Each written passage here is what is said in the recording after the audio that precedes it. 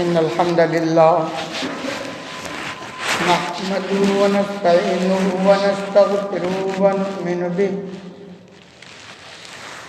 ونعوذ بالله من شرور أنفسنا ومن سيئات أعمالنا من يهده الله فلا مضل له ومن يضلل فلا هادي له وأشهد أن لا إله إلا الله وحده لا شريك له وأشهد أن محمدا عبده ورسوله أما بعد فإن خير الحديث كتاب الله وخير الهدي هدي محمد صلى الله عليه وسلم وشر الأمور محدثاتها وكل محدثة بدعة وكل بدعة ضلالة وكل ضلالة في النار. فأعوذ بالله من الشيطان الرجيم. بسم الله الرحمن الرحيم.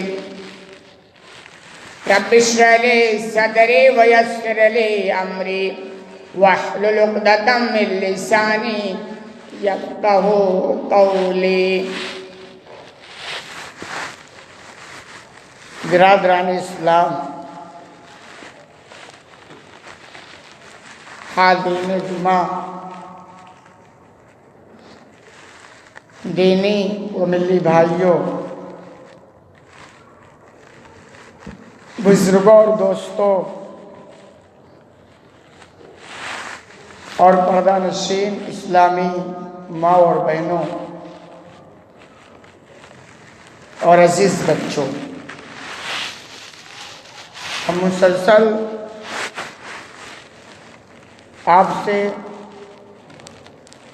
ممنوع اشیاء کے تعلق سے بات کر رہے ہیں کہ کون کون وہ چیزیں ہیں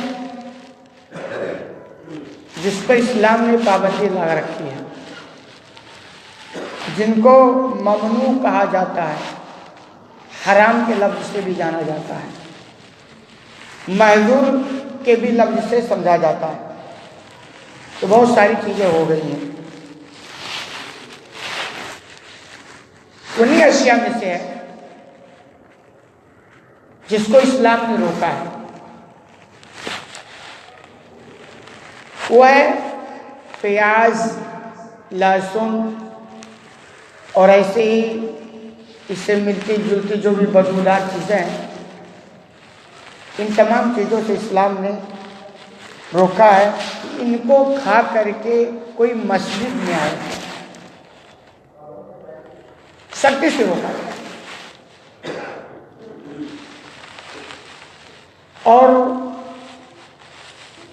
جو کتابیں لکھتے ہیں انہوں نے اس ضمن میں قرآن کی اس آیت کو بھی نوٹ کیا ہے، خُذُوا زِینَتَکُمْ عِنْدَ کُلِّ مسجد، کہ جب مسجد میں آؤ تو زیب و زینت کو اختیار کر لیا کرو، یعنی جہاں تک ہو سکے اپنے آپ کو اچھا بنا کر کے آؤ، خوشبو لگا کر کے آؤ تاکہ لوگوں کو تکلیف نہ پہنچے. کیونکہ جہاں بھی اجتماعیت ہوتی، بھیڑ بھاڑ، وہاں تھوڑی سی بھی کمی ہونا تو بڑی کمی مانی جاتی ہے. تو آدمی اگر کچا لہسن، کچی پیاز کھائے اور مسجد میں آئے تو بڑی زبردست بدبو اس سے آتی ہے، اس سے روکا گیا. تو یہاں تو ہے کہ بھئی اچھے سے اچھا آپ ہو کر کے مسجد میں جاؤ، اور آپ گھر سے جب چلتے ہیں تو بدبو مارتے ہی، اور مسجد میں آ گئے تو خود بھی پریشان ہو، دوسروں کو بھی پریشان کریں. اسلام اس کی اجازت نہیں. صحیح بخاری کی روایت ہے، آپ صلی اللہ علیہ وسلم کا ارشاد، من اکل ثوم او بصل فلیستأذننا او فلیستأذن مسجدنا ولیقول فی بیتہ، کہ جو کوئی پیاز کھائے یا لہسن کھائے چاہیے کہ وہ ہم سے الگ رہے. راوی کو ہے آپ نے کہا کہ چاہیے وہ ہم سے الگ رہے یہ آپ نے یہ کہا کہ چاہیے کہ وہ ہماری مسجد سے الگ رہے، مسجد میں نہ، اور آگے اس کو چاہیے کہ وہ اپنے گھر ہی میں رہے، جس کا مفہوم یہ کہ اگر آپ کو مسجد میں آنا ہے نماز پڑھنے نا، تو خوشبو کے ساتھ آؤ، بدبو کے ساتھ مت آؤ۔ یعنی اگر آپ کو یہ کہ مجھے کچا لہسن اور کچی پیاز کھانی ہے تو آپ مسجد میں نہیں آ سکتے، اگر آنا ہے تو مت کھاؤ پھر آؤ۔ اس بات پر غور کریں کہ اگر اس کنڈیشن میں آپ آ رہے ہیں مسجد میں تو آپ کو روکا گیا ہے، یہ دماغ میں رہے۔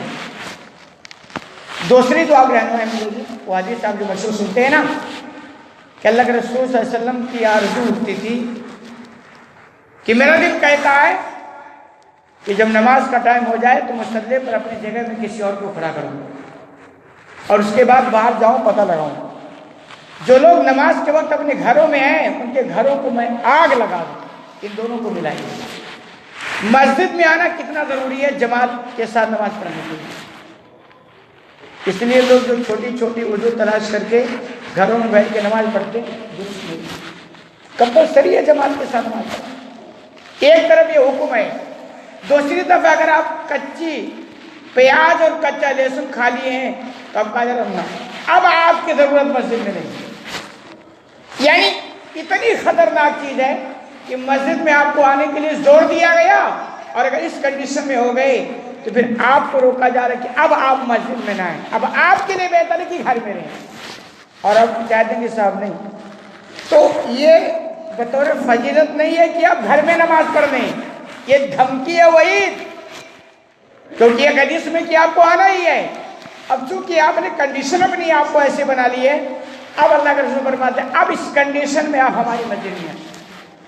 آپ کو پتا ہے مسجدوں سے کس کو روکا جاتا ہے؟ وہ خوش نصیب لوگ ہوتے ہیں، وہ خوش نصیب لوگ نہیں ہوتے ہیں جن کو کہا جائے کہ تم ہماری مسجد میں مت آؤ، تو ہماری محفل میں مت آؤ، تو ہمارے قریب مت آؤ، وہ اچھے لوگ نہیں ہوتے ہیں۔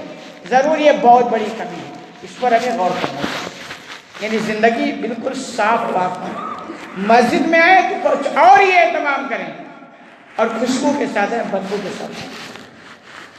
دوسری حدیث جو صحیح مسلم کی روایت ہے، آپ صلی اللہ علیہ وسلم کا ارشاد من اکل البصل والثوم والقرات فلا یقربن مسجدنا، آپ فرماتے ہیں کہ جو پیاز کھائے، لہسن کھائے یا ایسی اور کوئی گند چیزیں کھائے جس سے بدبو پھوٹتی ہے،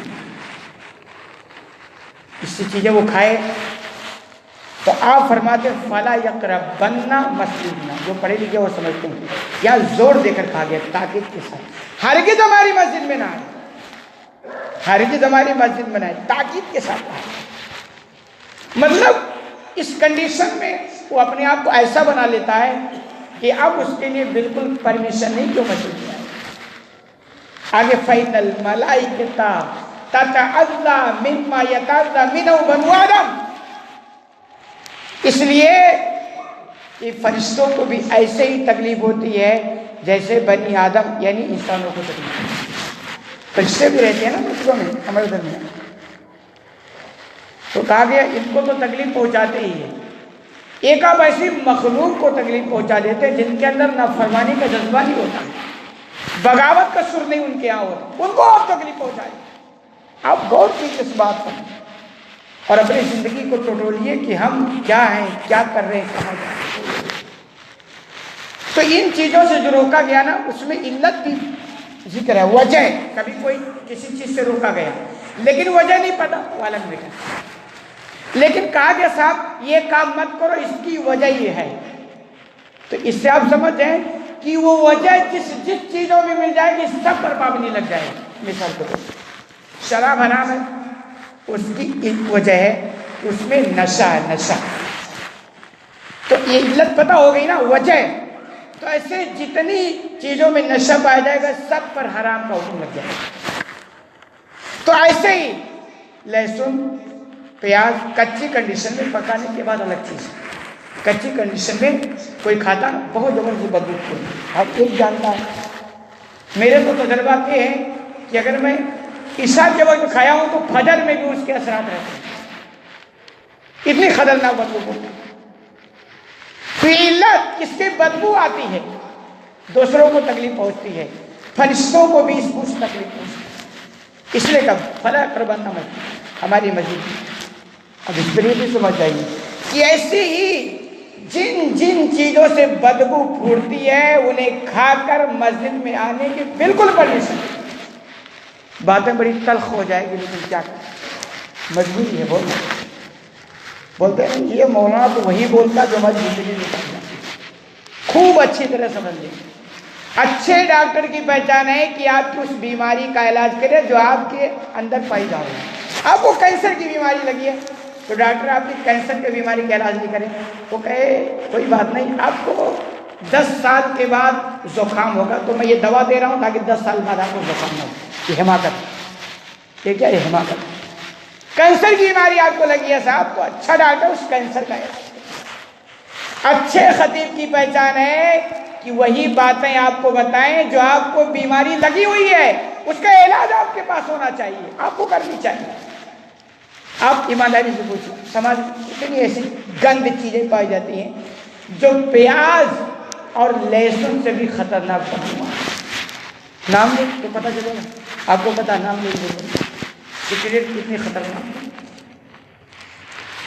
جو پوڑیاں کھاتے ہیں لوگ، بیڑی، ایسے اور بہت سارے پتہ نہیں کیا کیا چلتے ہیں، ہم تو جانتے ہیں پر لوگوں سے سنتے ہیں کتنی خطرناک ہے۔ یہ تو بدبو کھا کر مسجد میں آنے کی بالکل اجازت نہیں۔ اور اس وقت اگر آپ دیکھیں گے نا، اجماعی فیصلہ ہے پوری امت کا، کسی کا کوئی اختلاف نہیں ہے کہ بھائی سگریٹ سے بھی کینسر ہوتا ہے، بیڑی بھی خطرناک چیز ہے، گٹکے سے بھی کینسر، سب کو پتا ہے۔ تو بدبو پھوٹتی ہے دوسروں کا تکلیف، وہ الگ میٹر ہے، اس کے باوجود یعنی اس کے علاوہ اتنی خطرناک چیزیں آپ کھا رہے ہیں، اور تقریباً سماج کا 95% سے زیادہ تک ایسی دکھتا ہے۔ اور عجیب عجوبہ ہوتا ہے نا، اس میں لکھا کہ مسافر اس میں لکھتا ہے، پوڑیوں کے پیکٹ میں لکھا ہوتا صاحب اس سے کھانے سے کینسر ہوگا۔ کمال کیا۔ تو اللہ کے بندو ایک تو خطرناک چیز آپ کھا، اسلام بالکل آپ کو کھانے کی پرمیشن نہیں دینا۔ دوسرا جرم یہ کسی کنڈیشن میں آپ مسجد آئیں، یہ ڈبل جرم ہے، ڈبل۔ آپ کو پتا ہے پیاز حرام نہیں ہے، لہسن حرام نہیں ہے، کھا کر مسجد میں آنے پر پابندی ہے۔ پوری امت کے اس وقت تقریباً اجماع ہے، اتنی خطرناک چیزیں، پوری گٹکے پکار بیڑی سیڑھی سب خطرناک چیز، پوری امت کے اجماع ہے۔ یہ حرام کے حکم میں آتا ہے، کسی میں کوئی شبہ اس میں نہیں ہے۔ اگر کوئی شبہ میں اگر پڑا ہوا ہے تو حقیقت میں بڑی تاریخ زندگی گزارا اس کو بھی نہیں پتا۔ اور اس کے بعد جو بدبو پھوٹتے ہمارے اس کو تجربات ہے۔ اللہ کے شکر میں تو امام صاحب مجھے اتنا نہیں پتا چلتا، لیکن کبھی کبھی جب کسی کے ساتھ کھڑے ہو جاتے ہیں اور وہ اس کی لت لگی ہوئی ہوتی ہے تو اللہ کی پناہ ڈھونڈتے ہیں۔ آپ کہتے ہو چھوٹتا نہیں ہے، حقیقت میں نہیں چھوٹے گا، ایسی لت جو لگتی ہے وہ چھوٹتا نہیں ہے۔ اس لیے جوانوں کو میں کہتا ہوں کبھی ایسی لت مت لگا، بڑھاپے میں مت لگا۔ اور حقیقت میں جوانی میں جو لت لگ جاتی ہے وہ چھوٹتی ہے، لیکن اگر آپ چھوڑنا چاہو نا تو تھوڑی سی قربانی دینی چاہیے۔ دیکھو قربانی نہیں چھوٹی ہے، آپ طے کر لیں کہ صحابہ میں کچھ بھی ہو جائے آج سے میں ہاتھ نہیں لگاؤں۔ بھائی صحابہ کرام کے اندر شراب پینے کی جن کی لت لگی تھی، اب مقابلہ نہیں کر سکتے ہیں۔ گھروں میں شراب کے بھاری بھاری مٹکے رکھے جاتے تھے بھر، لیکن جب حکم آ گیا اب نہیں پینا، کچھ بھی ہو جائے۔ اور آپ اچھی طرح جب مومن کا ایمان مضبوط ہو، عزائم پختہ ہوتے ہیں تو اللہ کی جانب سے آسانی فرماتی ہے، پھر آسان ہو جاتا ہے۔ مجھے افسوس ہوتا ہے رمضان کے مہینے میں لوگ 14 گھنٹہ روزہ رکھتے ہیں اور برداشت کر لیتے ہیں، کوئی بیڑی نہیں، کوئی گٹکا نہیں، کوئی سگریٹ نہیں، کوئی کچھ نہیں۔ 12 گھنٹہ نکل گیا، 12 8 20 4 24، اس کے بعد کتنے بجتا ہے؟ 12 8 20 اور 2 22، 14 گھنٹہ اگر نکالیے تو 14 6 20، اچھا پھر آدھے سے کم ٹائم بچتا ہے نا، تو آدمی 14 گھنٹہ رکھ لیا تو تھوڑی سی قربانی چھوٹی نہیں چھوڑے، بالکل چھوڑے۔ ایمان کی کمزوری، عزائم مضبوط نہیں ہو پاتے. ہم پلان بتانے سے آپ چھوڑ دیں گے، چلو کوئی بات نہیں. تو کیا سوچتے ہیں اگر دل مان گیا تو چھوڑ دیں گے، اور اگر مانا نہیں تو نہیں چھوڑیں گے. یہ دل میں چور چھپا ہوتا ہے.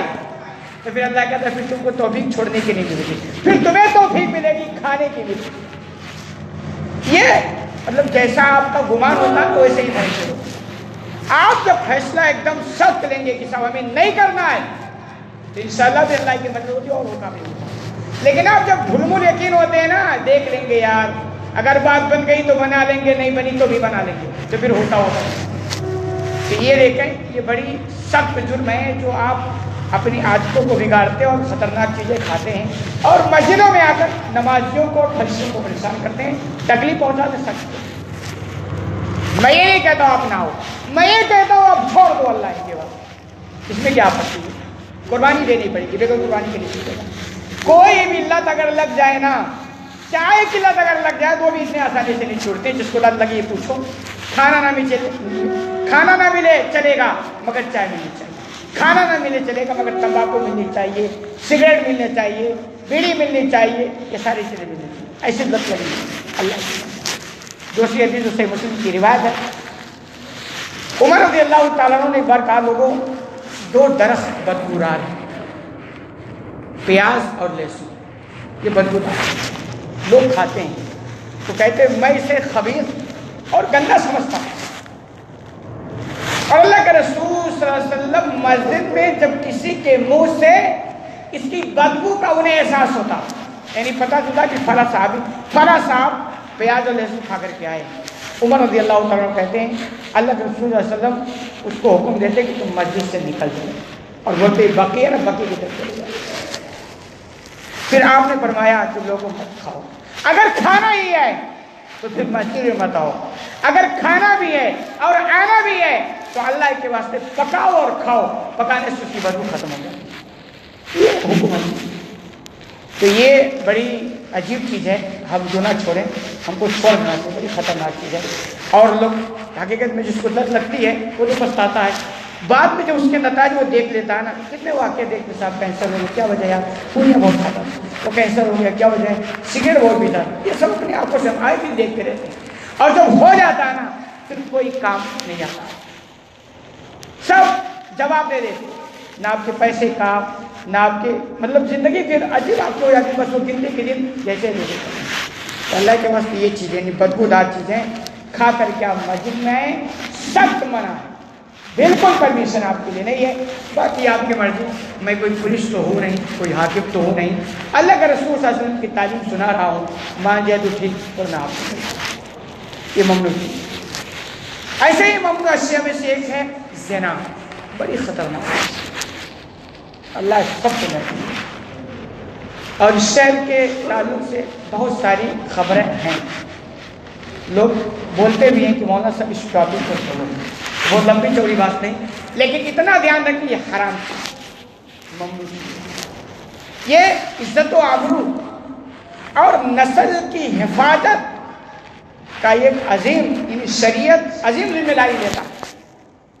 زنا جس آپ دیکھ بہت خطرناک چیز ہے، زنا جس کے اندر جس سماج میں پھیل جائے نا، پھر وہاں لوگ نکاح نہیں کرتے ہیں، پھر وہ 30 سال 25 سال 20 سال 40 سال لوگ نکاح نہیں کرتے. مجھ سے جو پہلے میں نے ایک صاحب کو کہا یار اپنے بچوں کو نکاح نہیں کرتے، تقریباً عمر 35 سے 40 سال ہو گئی. تو میں ڈائٹ بولتا ہوں کہ ایک آدمی کو بھوک لگی ہے، کھانا وہ کیوں نہیں کھائے گا صاحب؟ اگر اس کو کھانا ملے تو کوئی نہیں کھائے گا. ایک صاحب کو میں نے کہا وہ بچوں کو شادی کیوں نہیں کرتے؟ مولانا صاحب اصل میں کیا ہے نا، وہ بیٹا میرا تیار ہی نہیں ہو رہا، عمر 35 سے 40. تو میں نے کہا 2 چیز، یا تو شادی کے کنڈیشن میں بچہ آپ کا نہیں ہے، یا تو شادی کے بغیر اس کی ضرورت پوری ہو رہی ہے تو اسے شادی کرنے کی ضرورت نہیں. جانتے ہیں وہ گوروں کا طریقہ پر آج انڈیا اور پاکستان والے بھی ان کا ریا کیا، ان کے یہاں ختم، نسل ختم ہو گئی، خاندان ہی نہیں. ہمارے انڈیا میں الحمدللہ ابھی بھی آپ کے چاچو، ماموں، دادا، پردادا تک بھی لوگ مل جاتے ہیں، ساتھ ہیں، کچھ ہے ہی نہیں، جوان تو ملتے ہی نہیں. کیوں جانتے ہیں وجہ؟ 40 سال 45 سال تک تو انہیں شادی کی ضرورت نہیں ہوتی. کیونکہ شادی سے پہلے ان کی ساری ضرورتیں پوری ہوتی ہے، تعاون بھی ان کے یہاں کوئی افراد نہیں. اور یہ بیماری تو تقریباً ہر ملک میں جا رہی ہے. خطرناک چیز ہے یہ دنیا والے اس کو سمجھتے نہیں. اسلام سمجھا رہا ہے یہ خطرناک چیز ہے. جس قدم پر یہ حکومت ہے انسانوں کو نہ بڑی خطرناک ہے. تو 40 سال 45 سال کیونکہ زنا کی لت لگی ہوئی ہے، ضرورت پوری ہو رہی ہے، تو 40 سال 45 سال تک تو وہ نکاح کے بارے میں سوچتے ہی. 40 سال 45 سال کے بعد اب سوچتے ہیں کہ یار چونکہ کوئی چاہیے نا سہارا، کوئی سہارا چاہیے. بڑھاپے میں تو یاد آتا نا سہارا چاہیے. تو 40 سال تک تو کون ٹینشن پالے گا؟ یا شادی کر کے تو ٹینشن ہوتا ہے نا، بیوی آئے گی کان پکڑ کر سمجھانے والی آ جائے گی تو کون ٹینشن پالے گا؟ تو 40 سال 45 سال ٹینشن نہیں پانا، وہ ایسے بھی نہ ٹینشن گزارتے. 40 سال کے بعد جب دوسرا ٹینشن لگتا ہے کہ صاحب بازو کا سارا کون بنے گا، پھر وہ پلان بنا دے کہ ہم نکاح. پھر 40 سال کے بعد مشکل سے 1-2 بچے ہوئے ختم ہو گئی. تو یہ میاں بیوی دو دنیا سے جا رہے، چھوڑ کتنے رہے؟ دو. سماج کہاں سے چلے گا بھائی؟ وہ دو میں بھی کوئی گارنٹی تو نہیں کہ وہ بچ جائے گا بھائی. ایک آدمی کے اگر 6-6 8-8 بچے ہوں گے، 2 جائیں گے، 2 مریں گے، 2 جیئیں گے، 2 اچھے ہوں گے، 2 ناراض ہوں گے، سماج چلے گا نا. آپ گنتی کے چھوڑ کے جا رہے ہو، 2 جا رہے ہو، 2 چھوڑ کے جا رہے ہو، اس میں پتہ نہیں 2 بچیں گے نہیں بچیں گے. خطرناک. ابھی ایک رپورٹ ہے اتنی کا واقعہ ہے، کوئی گئے مولانا صاحب وہاں مطلب ان کا ٹور تھا اٹلی وغیرہ. بولے میں دیکھ رہا ہوں ہم پاکستان انڈیا میں تو لوگ گاڑیاں چلاتے ہیں نا، تو گاڑیوں میں لوگ بھرے ہوئے ہوتے ہیں، الحمدللہ آبادی یہاں ہے. وہاں تو حال ہے ایک آدمی اکیلے ڈرائیونگ کر رہا ہے، کوئی اس کے پیچھے آئی نہیں. اور جوان تو چراغ لے کے ڈھونڈنا پڑ رہا ہے، سب بوڑھے لوگ ہیں، بچے نہیں پیدا کر رہے. اب حکومتیں اس بات پر مجبور ہو گئی ہیں کہ بھائی ہمارے یہاں بچہ پیدا کرنا جرم ہو رہا نا. پہلے ان کے یہاں بھی یہ جرم تھا، اب یہ ہو گیا صاحب بچہ پیدا نہ کرنا جرم ہے کیونکہ آبادی ختم ہو گئی. یہ کس کا لینا جانتے ہیں؟ یہ زنا کا نتائج. یہ اگر خطرناک بیماری لگ گئی. اور دوسری بات آپ یہ بھی سمجھیں، زنا کے لوگ جو مرتکب ہوتے ہیں نا ان کی زندگی بڑی تنگ کر دی جاتی ہے، ان کی زندگی بڑی تنگ رست ہو جاتی ہے. روزی روٹی برباد ہوتا سب اڑ جاتی ہے. میں نے حقیقت میں دیکھا اپنی زندگی میں ایسے لوگ جو عیاش قسم کے تھے، پورا گاؤں شہر جانتا تھے وہ لوگ، اور اللہ نے دیا بھی تھا اس وقت. ایسے کنگال ہو گئے کہ جو ہزاروں ایسے اڑاتے تھے 100 روٹی کے محتاج ہو گئے. اللہ نے چھین لیا. یہ بڑی خطرناک بیماری. اس لیے کہا اللہ نے وَلَا تَقْرَبُوا الزِّنَا إِنَّهُ كَانَ فَاحِشَةً وَسَاءَ سَبِيلًا. کہ لوگوں زنا کرو نہیں کہا، روکنے کو نہیں کہا زنا کے قریب مت جاؤ، قریب مت جاؤ. یقیناً یہ بہت فحش فحش اور بہت برا راستہ ہے. یہ اسلام نے کہا زنا کے قریب مت جاؤ، یعنی زنا کرنے کے جو راستے ہم عورتوں کو سب سے روکا تھا. ایون اسلام نے کہا عورتوں کو پردہ کرنا ہے نا. ہر ایک کو اس کی ذمہ داری سمجھنا چاہیے. ہماری ماں اور بہنوں کو بھی توجہ دینی چاہیے کہ پردے کی اس لیے اسلام نے سبق راستہ چلے نگاہیں نیچی ہونی چاہیے. یہ عورتوں کے لیے حکم ہے، مردوں کے لیے بھی ہے کہ بھائی آپ بھی چلیں نگاہیں تو نیچے. کیا زنا کے جو آثار اور زنا کی جو شہوت بھڑکتی ہے وہ نگاہوں سے شروعات ہوتی ہے. مومن ہمیشہ نگاہیں نیچے رکھ کر کے چلتا ہے. اور اس کے بعد سجائے کیسے کنٹرول کیا گیا ہے؟ اگر کوئی شادی شدہ زنا کر لے اور پکڑ میں آ جائے اور اس پر ثابت ہو جائے جو بھی شرعی طریقے کا، پھر اسے سماج میں جینے کی اجازت نہیں ہے. اور کتنی سخت سزا معلوم ہے؟ پتھر مار مار کر کے اس کو اور سماج کے لیے نمونہ بنایا. کیوں؟ کیونکہ یہی ہے کہ سماج میں زنا پھیل گیا وہ سماج تباہ ہو کے رہے گا، نسلیں برباد ہو جائیں گی، خاندان ختم ہو جائے گا. گوروں کو آپ دیکھ لو، ان کا زنا کوئی معبود نہیں. ان کے ہاں بلتکاری یعنی جبرن زنا تو جرم ہے، رضامندی سے زنا جرم نہیں. تو نتیجہ کیا ہوگا؟ شادی نہیں کرتے، بچے نہیں، نسل ختم. چاچو ماموں خالو وغیرہ ان کے ملتے نہیں ہے، مارکیٹ سے شام ہوتے. تو وہ دن آپ کے اگر ایسا ہو جائے تو اس دن آپ کو بھی دیکھنا پڑتا ہے. اس لیے سماج میں حقیقت میں اس کے لیے بہت سارے اگر ضرورت پڑ جائے ہتھ کنڈے استعمال کرنے کا تو کرنا چاہیے. سخت بات نہیں. تو مردوں کو حکم ہو گیا آپ بھی نگاہیں نیچے رکھو، ہر اس کام سے اپنے آپ کو بچاؤ زنا کی طرف لے جانے والے ہیں. آج تو موبائل آ گیا، اللہ کی بات بڑی خطرناک، بڑی خطرناک. نوجوان نسل تقریباً 90-95% اس کا غلط استعمال کرتے ہیں. اور اس کے بعد اب چونکہ پوری دنیا کر لو مٹھی میں جو نعرہ سنتے تھے نا وہ یہی ہے. پوری دنیا جو نعرہ بورڈ لگا تھا پوری دنیا کر لو وہ یہی ہے کہ ایک موبائل لے لو پوری دنیا بیٹھ کر کے دیکھیں، کہیں جانے کی ضرورت نہیں، اور جو کچھ حاصل کرنا ہوگا تو یہ بڑی خطرناک، اس پہ کنٹرول۔ میں موبائل کے تعلق سے دوبارہ کہا کرتا ہوں کہ موبائل کے استعمال کے کب ہدف بناؤ، ہدف مقصد۔ اگر آپ موبائل کے استعمال کا ہدف مقصد نہیں بنائے نا تو پھر آپ موبائل نہیں چلاؤ گے، موبائل آپ کو چلاؤ۔ آپ موبائل کو جیب سے نکال رہے ہیں نا تو فکس ہونا چاہیے میں کیوں نکال رہا ہوں، ایسے نکال کے شروع ہو گئے تو پھر آپ موبائل نہیں چلاؤ گے، موبائل آپ کو چلاؤ۔ وہ کہہ کہ تھوڑا اے بھی دیکھ لو، تھوڑا ہے یہ کتنے ایڈ، کتنے پرچار اور کتنی کیا کیا چیزیں اس میں ملا، تو مقصد کے ساتھ استعمال کریں۔ نکالیں بات کرنے کے لیے بات کریں، نکالیں کوئی تقریر سننے کے لیے بس تقریر نہ ہوگا، یعنی ہدف فکس ہونا چاہیے۔ اگر ہدف نہیں اپنے موبائل کا آپ فکس کیے تو حقیقت میں بڑے خطرناک نتائج آپ کی زندگی میں آپ کو وہ حرکتیں کر بیٹھیں گے جس سے اسلام کی اجازت نہیں دیتا ہے۔ آپ کا جوانی، اور جوانوں سے بھی کہا کرتا اگر آپ کو موبائل کے استعمال کی غلط لگ گئی تو بڑھاپا تو بعد میں آئے گا، جوانی میں آپ برے ہو جائیں گے، کیونکہ یہ بہت اثر کرتا ہے۔ اور جس کو گندی فلمیں دیکھنے کی لت لگی ہے موبائل سے، اس کی جوانی بیکار ہے، ختم، آگے اس کو جا کر بہت پچھتانا پڑے گا۔ یہ تجربات کو لوگ دنیا میں بتاتے ہیں۔ اس لیے موبائل کا ہدف بنائیں تو موبائل بھی ہے، اور ہماری ماں اور بہنوں کو بھی چاہیے کہ اپنے آپ کو کنٹرول کریں۔ ٹھیک ہے یہاں حکومت نہیں پابند کرتی، لیکن اسلام کو کہتا ہے، اسلام سے بڑھ کر آپ کے پاس کوئی حکومت کا سرٹیفکیٹ نہیں ہے۔ اسلام جو کہتے ہیں وہ سب سے بڑا حاکم اور حکومت وہی ہے، آپ پابندی کریں یہ سمجھتے ہوئے اسلام کو اس کی اجازت دیتا ہے۔ اور حقیقت میں پردے میں رہنا ماں باپ کے لیے عزت ہے، عفت ہے، پاک دامنی ہے، لوگ عزت کی نگاہ سے دیکھتے ہیں۔ گرچہ اتنا سماج گر گیا ہے، ہر کوئی ایک دم بھیڑیے کی طرح نگاہ رکھتا ہے، لیکن آج بھی پردہ کرنے والی ماں اور بہنوں کو لوگ عزت کی نگاہ سے دیکھتے ہیں۔ آپ سے توجہ کہ آپ اس کے قریب نہ جائیں۔ ماں و بہنوں سے گزارش ہے کہ بالکل وہ بے حیائی کو نہ پھیلائیں۔ شادی و بیاہ میں حقیقت میں اس کے نظارے بہت دیکھنے کو ملتے ہیں۔ شادی ہو جائے گھر پہ نا تو اسلام کو تو اتنے جنازے، ایک گھر میں اتنے بار بار اسلام کو جنازے پڑھا نہیں جاتا ہے، پتہ ہی نہیں چلتا ہے کہ مسلمان ہیں۔ بے حیائیاں، وہ میک اپ اور وہ پتہ نہیں کیا کیا اللہ جانے، شادی وہ ڈی جے وہ نعت، پتہ ہی نہیں چلتا ہے مسلمان۔ پھر یہی سمجھ میں آتی ہے وہ مسلمان ہے جو صرف فاتحہ کرنے والے مسلمان۔ محرم کے نام پر کھچڑے، شب برات کے نام پر حلوے،